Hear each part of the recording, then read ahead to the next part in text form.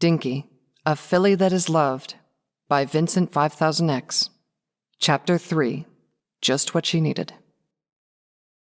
The baby filly sat alone in a dark room. She had no idea where she was. The only thing she knew was that she was hungry. The pain in her stomach was almost too much to handle. Suddenly, she was being lifted into the air. She could feel the familiarity of the magic, knowing that it belonged to her mother. But it was hurting her. The magic seemed to be squeezing her tight, tighter than she liked. She tried to look for her mother, wishing that she would be gentler. But just as she noticed the dark silhouette of a pony, the magic was released. She felt herself fall into an even darker place, hitting something hard yet soft. While she couldn't see anything, she could feel the walls closing in on her. Again, she felt the hunger. Only now it was causing her to cry. Just when she thought she couldn't take it anymore, she felt something soft and warm wrap around her body. The hunger she felt was soothed, and a bright light filled her eyes. Derpy stared at the baby filly.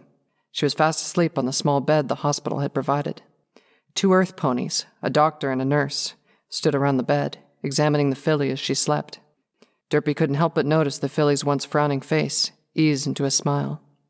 "Is she going to be okay?" Derpy asked, lowering her voice to a whisper. While the doctor continued the examination, the nurse turned to reply. "She's going to be fine," she said with a caring smile. Derpy quickly took notice of her dark silver fur and white mane and tail. "Yes," the doctor added as he turned to face Derpy himself. Along with his white doctor coat, he had light brown fur with a dark brown mane and tail. Unlike his cutie mark, which was an ophthalmoscope and an otoscope crossed together, with a stethoscope behind them, he had only a stethoscope actually with him. "You did very well, and given time, this little filly will make a full recovery." "Thanks, Scope," Derpy's father said from the side of the room. "But does she look familiar?" "I'm sorry, Mr. Hughes," the nurse replied, drawing every pony's attention. "I know every filly and colt that is born in this hospital, and she isn't one of them." This caused a small moment of silence, closely followed by Dr. Scope and Derpy's father leaving the room, leaving Derpy and the nurse behind, both watching the baby filly sleep. After several minutes, the nurse cleared her throat, gaining Derpy's attention. "I know she looks peaceful," the nurse said, keeping her eyes fixed on the filly. "But could you please wake her up?" "What?" Derpy questioned. She couldn't understand why she needed to do that. She knew the nurse was trained to handle infants and could wake the young filly soothingly. "I just don't want her to become frightened by the sudden change of scenery," the nurse began. "If she sees a familiar face when she opens her eyes, she should be able to handle the sudden change more smoothly." "Okay," Derpy agreed after a few moments of thought, although she hesitated when she realized that she didn't know how to do it. At first, she thought of just shaking the filly back and forth gently, but quickly decided against it, remembering to never shake a baby, even if it was gently. "One thing you can do," the nurse began, noticing Derpy's hesitation, "is gently pick her up and softly brush her mane back. It would even help if you softly whisper to her as well." "Okay," Derpy replied as she carefully picked the filly up and cradled her in her arms. Slowly, Derpy began to softly brush the filly's bangs back, sweeping her hoof all the way back and then starting over.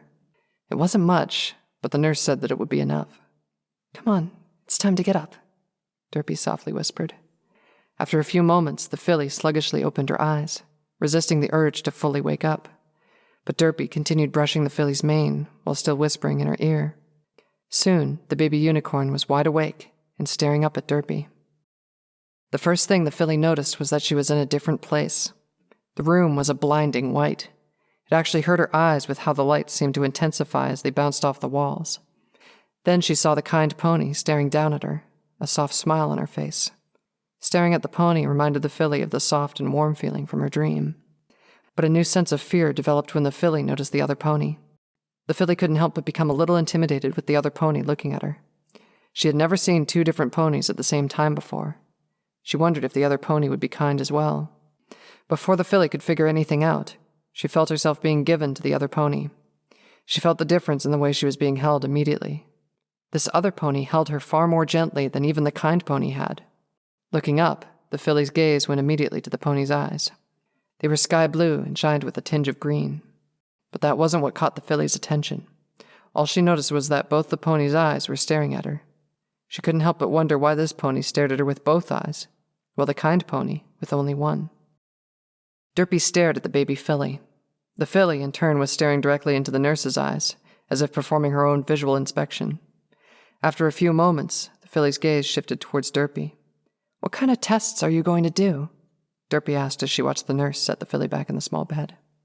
"I just need to check her movement and reflexes," the nurse replied as she sat the filly up. "It will help us understand if she has any injuries that can't be seen normally," the nurse said as she slowly began moving the filly's hooves. At first, the nurse seemed pleased with how smoothly the filly's joints moved. Then the small filly twitched in pain as the nurse moved her lower left hoof. "Is she okay?" Derpy quickly asked, noticing the filly's reaction. "It's okay," she quickly replied. "It looks like a sprain, but we'll have to do an x-ray to make sure." With that, the nurse continued her examination. When she reached the eye exam, the nurse flashed a small bright light in the filly's eyes. Derpy couldn't help but cringe a bit as the filly tried closing her eyes in protest. It was at this time that both Dr. Scope and Derpy's father re-entered the room. "Where did you go?" Derpy couldn't help but ask her father. "Just had to get some paperwork started and call some ponies," he replied. "She may have a sprained hoof, Dr. Scope," the nurse told the other stallion. "Should we have her x-rayed to be sure?" "Yes, we should. The machine should be open right now," Dr. Scope replied as he began writing something down on a nearby clipboard. "Can't you just have a unicorn check?" Derpy asked as the thought entered her head. She had fractured some bones before, and a few of the times a unicorn would use their magic to check on her condition. While it is the quickest way, introducing foreign magic into a baby unicorn's body is very dangerous. It can cause them to lose control and release their own magic prematurely, Dr. Scope said as he looked at the filly in the bed, who in turn was still staring at Derpy. And because of her age, it's highly doubtful that she would be able to stop it on her own. "What would happen then?" Derpy asked. She had heard stories of unicorns who lost control of their magic. If not stopped in time, their magic would drain and their life force would start to be used as a power source. "We're not even going to risk it," Dr. Scope quickly replied. "Now let's take this little Jane Doe of ours and get some x-rays, shall we?" Derpy watched in confusion as every pony made their way out of the room. She had heard the doctor call the little filly Jane Doe, but she didn't understand why. After a moment's thought, she realized it was because no pony even knew the filly's name. It caused her to question if the filly even had a name to begin with. "Are you coming, Ms. Hoofs?" Dr. Scope asked from the hallway. Realizing she was alone in the room, Derpy rushed out into the hallway and followed every pony to the x-ray room. The baby filly was beginning to dislike the other pony. She didn't like it when the new pony started touching her hooves. It felt weird, especially since one of them hurt when she moved it. From there, the pony continued to poke and prod her body as she examined her. The pony even shined a very bright light in her eyes, hurting them a little. Then 2 more ponies entered the room. They were bigger than the first 2 and a lot more intimidating. The filly wanted to curl up and hide, but when she looked towards the kind pony, she saw that she wasn't afraid of them. So she thought that she shouldn't be as well. After a few minutes, the filly felt herself being taken away again. She could only watch as her surroundings continued to change around her.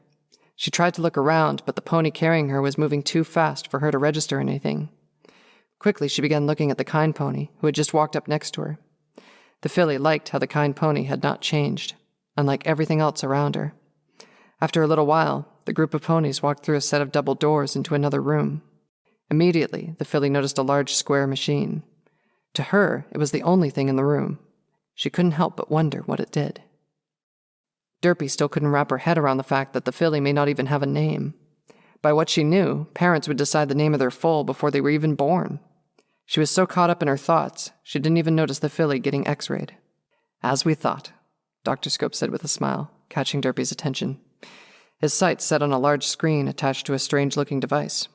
Just a sprain. On the screen, Derpy could see what looked like a miniature skeleton of a pony. It was focused on the hind leg area, mostly around the lower left hoof. Looking at the other side, she saw the filly sitting on a small table. Her eyes focused on several lenses attached to the machine. She was actually surprised at just how calm the filly looked. "So what are you going to do now?" Derpy asked.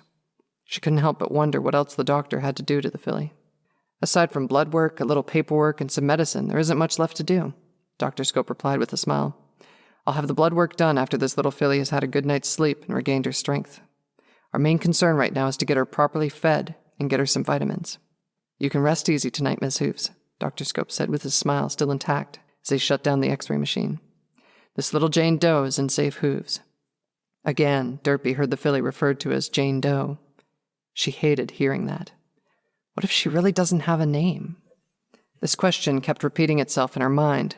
She was so caught up in the question, she almost didn't notice her father working to gain her attention, which he appeared to have been doing for several moments. "Derpy, are you okay?" he asked. "Do you have to call her Jane Doe?" she asked, without a moment's hesitation. The question seemed to create an eerie silence within the room. Derpy's father was the first to speak. "We're only calling her that because we don't have an official name for her yet. Unfortunately, seeing as she is very young, she may not even have one." This only caused Derpy to tear up, as her father confirmed her suspicions. "Why not give her a name yourself, then?" Dr. Scope chimed in with an understanding smile. "I can't do that," Derpy quickly replied. "I can't just give somebody else's foal a name. It's not right." "It doesn't have to be her actual name," Dr. Scope was quick to reply. "You can give her a nickname.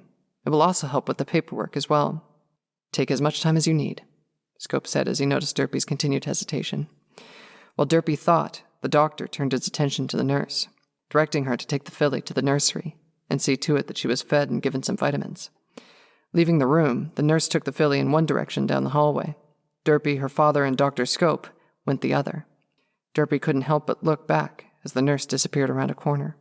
A powerful urge to turn and follow them began making its way into her mind. "So have you thought of a nickname for the filly?" Derpy's father asked, cutting into her train of thought.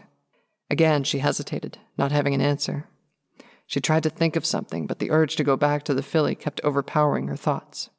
It wasn't until they reached the lobby that Derpy noticed Dr. Scope addressing her. "You did very well today, Miss Hooves," he complimented. "Not many ponies your age would have acted so calmly in that kind of situation." But Derpy didn't really listen to what he was saying. She could already feel her legs taking several steps back on their own. It wasn't until she bumped into her father that Derpy retook control. Looking up at him, she was surprised to see the smile he had. "Down the hall to the left," he began as he stepped aside. "It's at the end of the third hallway on your right." Without hesitating, Derpy ran down the left hallway and towards the nursery, slowing down only when she reached the doors.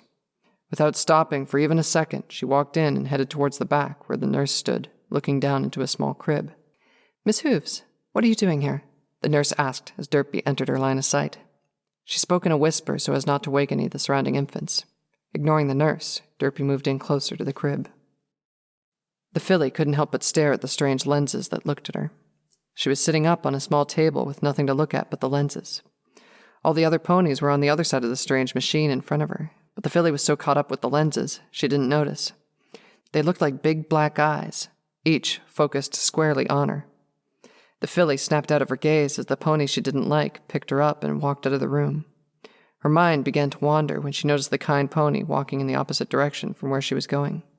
At first, she believed that the kind pony would return after a moment or two, but as the distance increased and the kind pony disappeared from sight, she knew that wasn't the case. Everything around her began to be swallowed by a mental darkness. There was light, but she felt like she was going back inside the dumpster. She was alone, scared, and could feel the walls closing in on her. To the filly, it didn't matter if there were other ponies around her. All she knew was that the first pony she had ever met besides her mother had just left her. The filly barely noticed the strange object being pressed against her lips. She didn't open her mouth to accept the object like all the times before. Instead, she reached out and grabbed the object with her two front hooves. There was no resistance as she brought the object in close and held it for protection. The filly could feel the darkness encasing her. Suddenly, a familiar sound broke through her mind. It was a voice she remembered, not the one from her mother, but from a different pony. As the darkness surrounding her mind faded, the filly looked up to see the kind pony looking down at her with a caring smile. "It's okay. I'm not going to leave you," Derpy said to the filly, giving her a caring smile. She felt horrible seeing the filly clench the bottle the nurse had given her close to her body. It reminded her of when she found the filly in the dumpster. But as the filly looked up at her, she was happy to see the filly smile in return. Reaching into the crib, Derpy took the bottle and brought the nipple to the filly's lips. The baby unicorn opened her mouth and accepted the bottle, drinking its contents. As the filly drank, her eyes began to slowly close as she drifted into sleep. "You can stay for as long as you like," the nurse said, taking the bottle once the full was done. Derpy merely nodded in reply as she kept her gaze fixed solely on the filly. "So, have you thought of a name?" the nurse asked as she set the nearly empty bottle in a nearby cart. At first, Derpy didn't respond, keeping her eyes fixed on the sleeping filly. She still had doubts about giving the filly a name, even if it was a nickname. It wasn't her place to do such a thing, but she couldn't stand having the filly be referred to as a nameless Jane Doe. Then a single word escaped from her lips. Dinky.